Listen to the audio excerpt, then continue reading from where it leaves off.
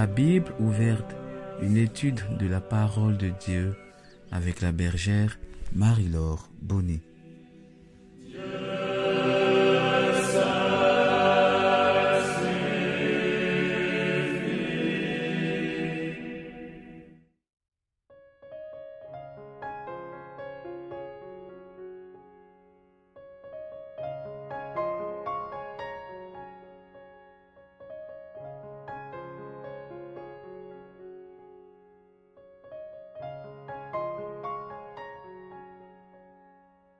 Shalom, chers frères et sœurs en Christ. Shalom, chers fils et filles de l'Alliance. Nous sommes aujourd'hui le mardi 19 mai 2020. Disposons-nous pour la prière de ce matin. Au nom du Père et du Fils et du Saint-Esprit. Amen. Jésus, par ton sang précieux, Jésus, par ton sang précieux, enlève mon iniquité. Regarde-moi du haut des cieux. Regarde-moi du haut des cieux. Dis-moi que tu m'as pardonné. Dis-moi que tu m'as pardonné. J'ai longtemps erré, cœur rebelle. J'ai longtemps erré, cœur rebelle. Mais j'entends ta voix qui m'appelle. Mais j'entends ta voix qui m'appelle. Au pied de ta croix maintenant, Au pied de ta croix maintenant, tout confus, brisé, je me rends. confus, brisé, je me rends. Blanc, Blanc, plus blanc que neige. blanc que neige. Blanc, Blanc, plus blanc que neige. plus blanc que neige. Lavé dans le sang de l'agneau, Lavé dans le sang de je serai l'agneau. plus blanc que la neige. Je serai plus blanc que la neige.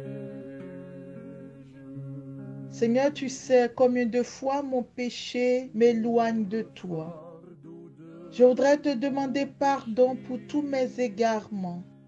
Te demander pardon pour tout ce qui dans ma vie ne glorifie pas ton nom. Purifie-moi, Seigneur. Donne-moi un cœur qui t'aime sincèrement et donne-moi la grâce de m'attacher à toi. Béni sois-tu, toi, notre avocat. Seigneur, tu te tiens auprès du Père pour intercéder en notre faveur. Nous voulons déposer entre tes mains nos péchés, nos faiblesses, nos infidélités, afin que tu viennes au secours de notre foi. Merci Seigneur pour ta fidélité. Amen.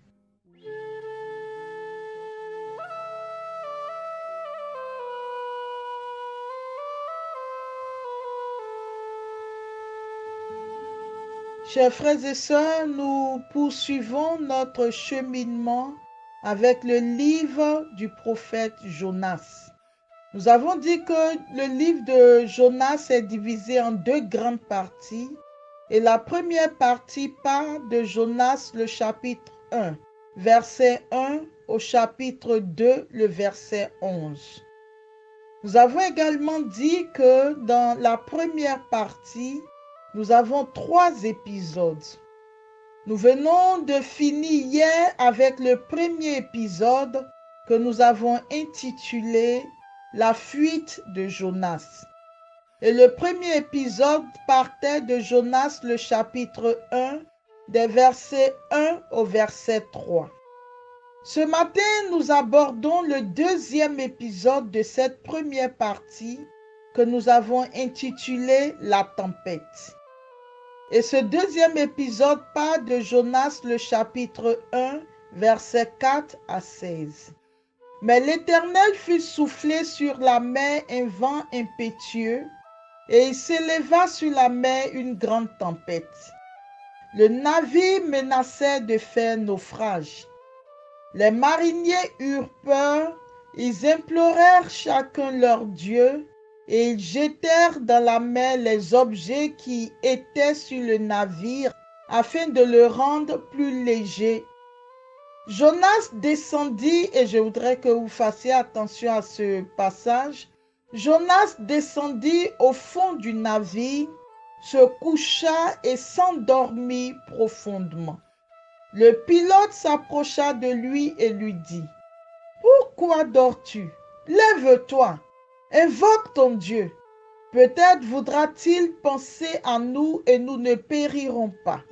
Et ils se dirent l'un à l'autre: Venez et tirons au sort pour savoir qui nous attire ce malheur. Ils tirèrent au sort et le sort tomba sur Jonas. Alors ils lui dirent: Dis-nous qui nous attire ce malheur. Quelles sont tes affaires et d'où viens-tu? Quel est ton pays et de quel peuple es-tu?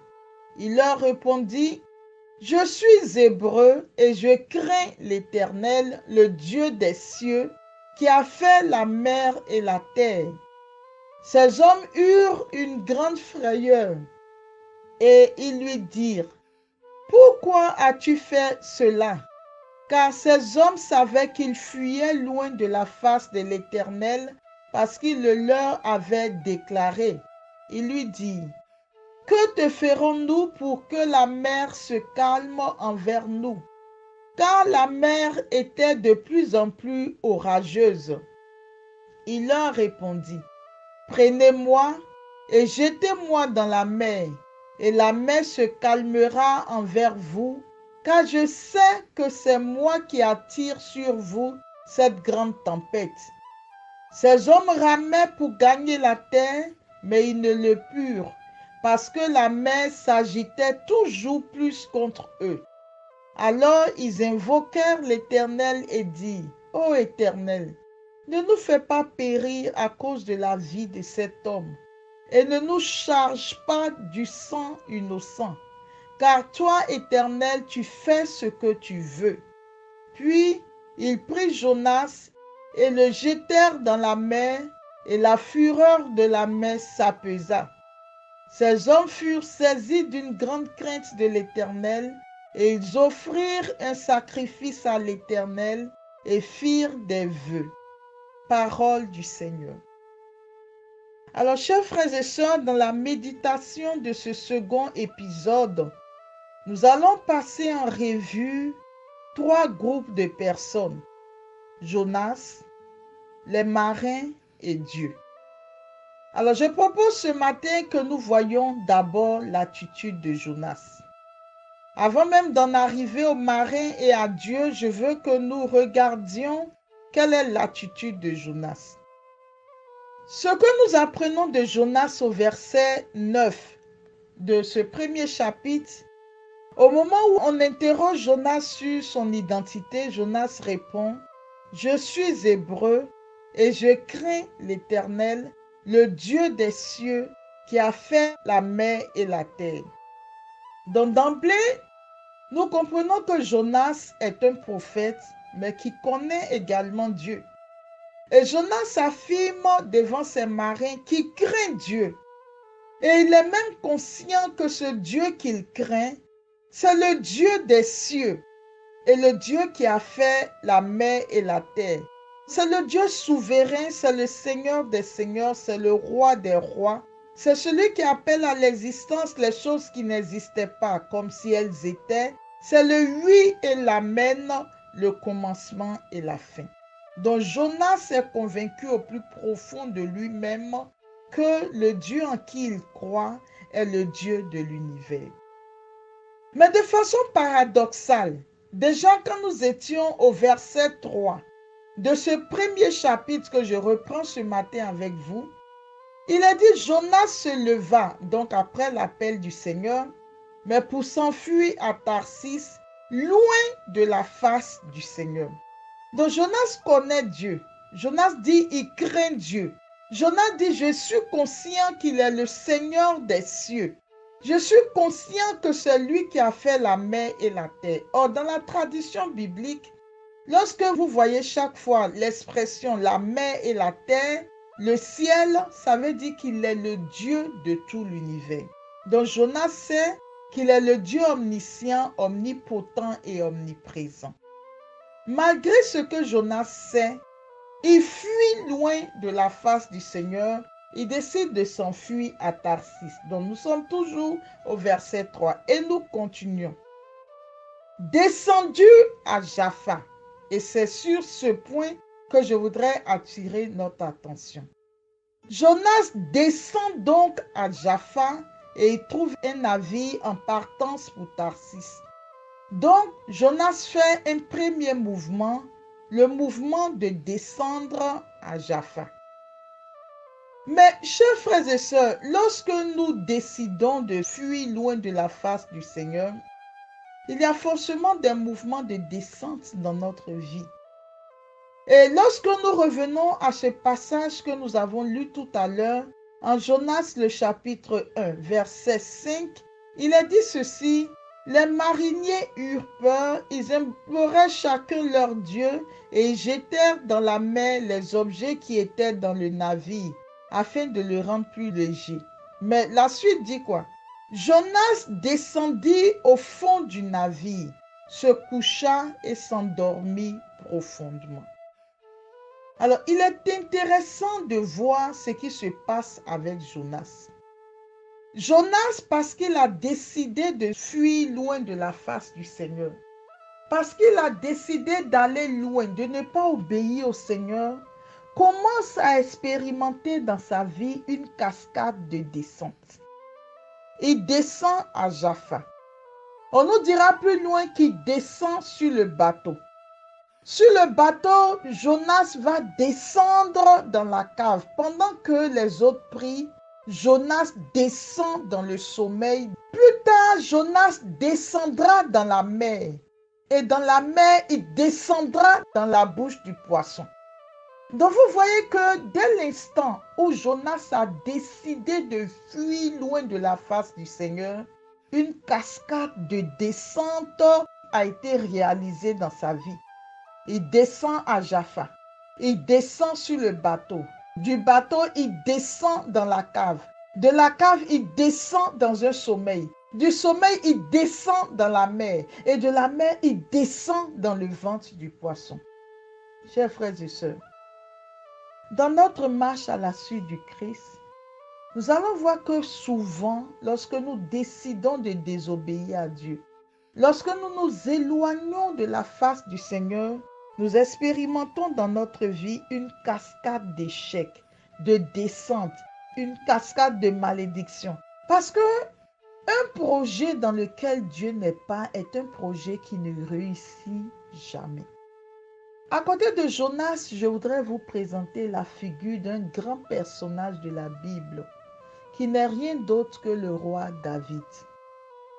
Il est dit en 2 Samuel, et je voudrais vraiment vous inviter à lire ces passages tout au long de cette journée ou dans les jours à venir.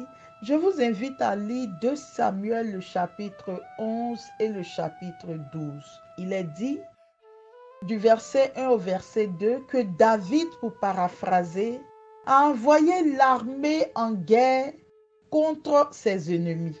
Mais David lui-même n'est pas allé en guerre. David, nous dit-on, se promenait sur la terrasse. David était dans l'oisiveté. Alors qu'il a été établi roi, alors qu'il a été établi guerrier, David décide de ne pas aller lui-même en guerre et envoie les autres en guerre pendant que lui, David, demeure dans l'oisiveté et se promène sur la terrasse. Alors, la parole de Dieu dit: l'oisiveté est la racine de tous les maux.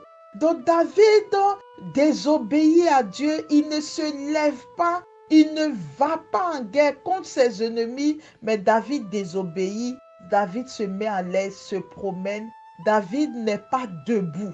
David ne va pas, mais David est dans une position d'oisiveté dont David est couché, David est assis, sauf dans une position debout. David désobéit. Mais comme nous venons de le voir avec le prophète Jonas, lorsque nous désobéissons au Seigneur, Le premier péché de nous éloigner de Dieu entraînera dans nos vies une cascade de désobéissance, une cascade de chute, une cascade de malédiction, une cascade de péché. Et c'est comme ça que David lui-même, parce qu'il était dans l'oisiveté, va remarquer Bathsheba en train de prendre sa douche.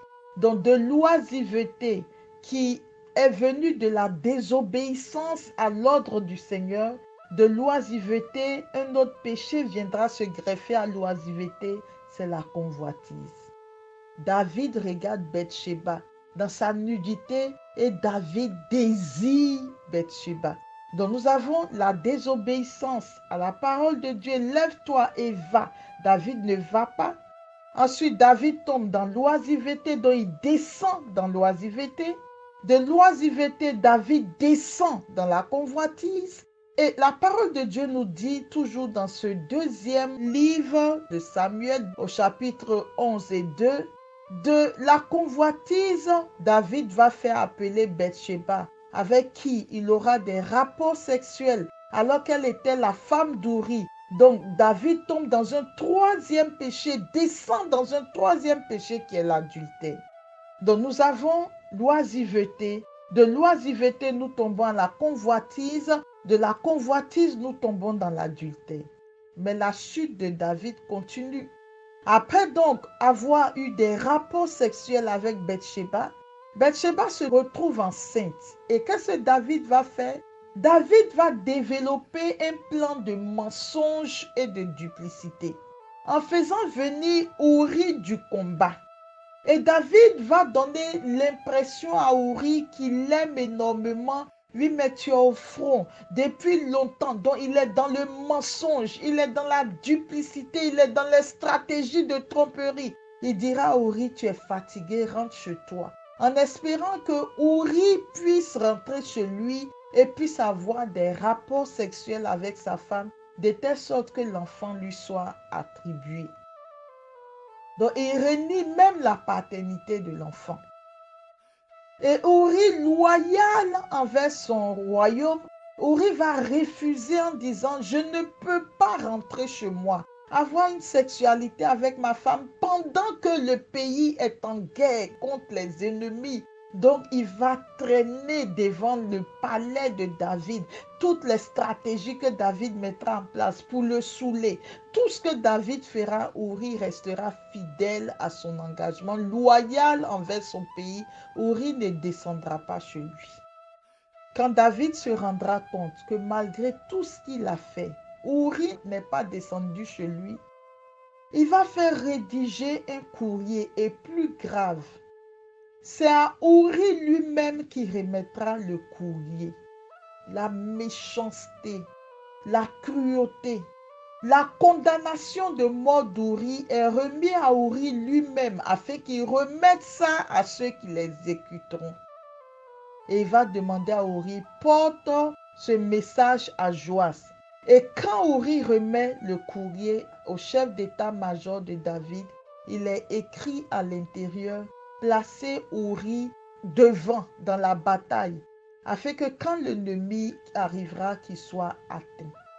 Chers frères et sœurs, David a désobéi au Seigneur. Il n'est pas allé au combat. Il ne s'est pas levé comme Jonas. Il n'est pas parti comme Jonas. Il est resté chez lui dans l'oisiveté, descendu dans l'oisiveté.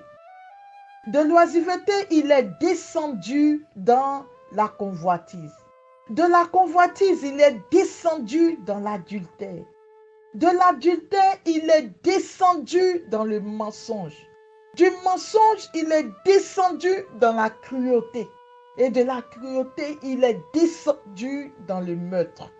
Chers frères et sœurs, chaque fois que nous nous éloignons du Seigneur, par un petit acte, par un petit geste que nous posons, si nous ne sommes pas vigilants pour revenir dans la maison du Seigneur et pour implorer sa grâce et sa miséricorde, l'ennemi comme un lion cherche à dévorer nos âmes.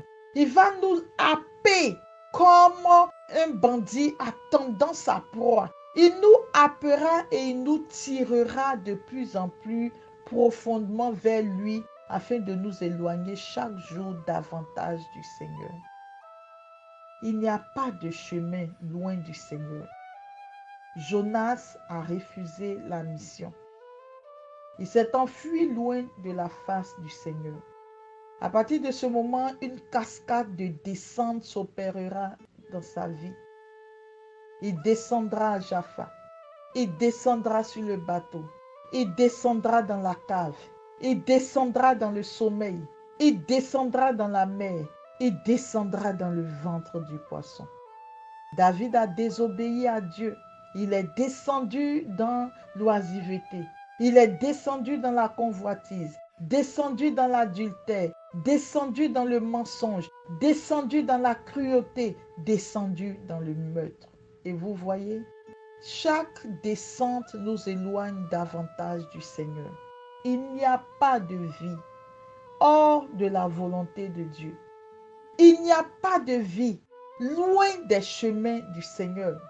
L'ennemi voudra tout faire pour nous éloigner du Seigneur, mais chaque fois qu'il réussit à nous éloigner du Seigneur, c'est pour nous faire subir le poids de la mort, le poids de la malédiction, le poids de l'échec, le poids du non-accomplissement, la maladie, la souffrance, la pauvreté, la misère. Car Jésus nous dit en Jean le chapitre 10, verset 10, « Le diable ne vient que pour tuer, pour voler et pour détruire. » Il dit, « Mais moi je suis venu afin que vous ayez la vie et que vous l'ayez en surabondance. » Mon frère, ma soeur, toi que j'aime profondément et qui es présent sur cette plateforme, je ne sais pas ce que tu vis en ce moment. La seule chose que je voudrais demander comme grâce au Seigneur pour toi, c'est que tu refasses le bilan de ta vie. Que tu regardes les aspects de ta vie là où personne ne te voit. Ce que personne ne sait ou ce que les uns et les autres savent. Revois ta vie dans les profondeurs de ton être et vois quels sont tes lieux de non-réponse au Seigneur. Vois tes lieux de non-réponse à Dieu, là où tu n'es pas en train de faire la volonté de Dieu. Et quel que soit le niveau que tu auras atteint, demande la grâce au Seigneur de te prendre par la main et de te conduire. Demande la grâce au Seigneur de te prendre par la main et de te sauver des griffes de l'ennemi. Que cette méditation de ce jour ne reste pas pour toi comme un simple exercice de spiritualité, mais que ce soit le moment pour toi de faire le point, de faire le bilan, les colères, les méchancetés, les rancœurs, l'adultère, la fornication, le manque de pardon. Je ne sais pas qu'est-ce qui te retient captif. Mais aujourd'hui, Jésus te tend la main. Aujourd'hui, Jésus te tend la main. Aujourd'hui, ton Dieu te tend la main. Aujourd'hui, ton Seigneur se tient devant toi et te tend la main. Mais simplement ta main dans sa main. Et demande-lui la grâce de te sortir de ce gouffre dans lequel tu te trouves. Demande-lui la grâce de te sortir de cette mer agitée dans laquelle tu te trouves. Demande-lui la grâce de te sortir de cette prison dans laquelle tu te trouves. Dis-lui, Seigneur, je veux expérimenter ta résurrection dans ma vie. Et Dieu qui est fidèle te conduira à bon port. Que Dieu te bénisse, qui te fortifie et que sa grâce repose sur ta vie. Au nom du Père et du Fils et du Saint-Esprit. Amen.